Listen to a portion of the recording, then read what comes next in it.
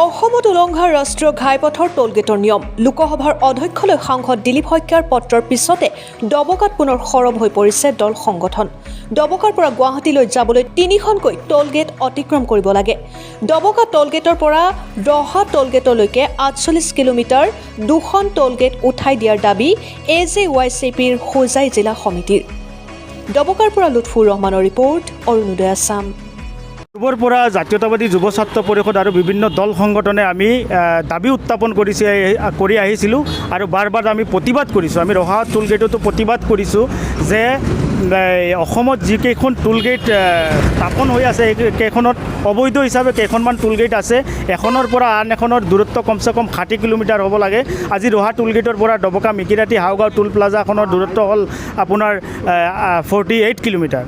48 কিলোমিটাৰৰ ভিতৰত এইখন টোলগেট হ'ল অবৈধ টোলগেট।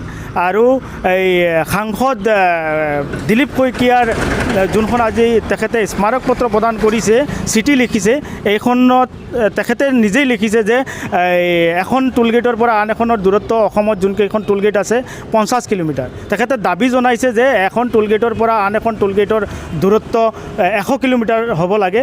আমি যুৱ ছাত্ৰ পৰিষদ আৰু বিভিন্ন দল সংগঠনৰ হৈ আমি অসমৰ ৰাইজৰ হৈ আমি তেখেতৰ এই স্মাৰক পত্ৰখনক দিয়াৰ বাবে আমি তেখেতক ধন্যবাদ জনাইছোঁ। আৰু আমাৰো দাবী হ'ল এখন টোলগেটৰ পৰা আন এখন টোলগেটৰ দূৰত্ব 100 কিলোমিটাৰ হ'ব লাগে।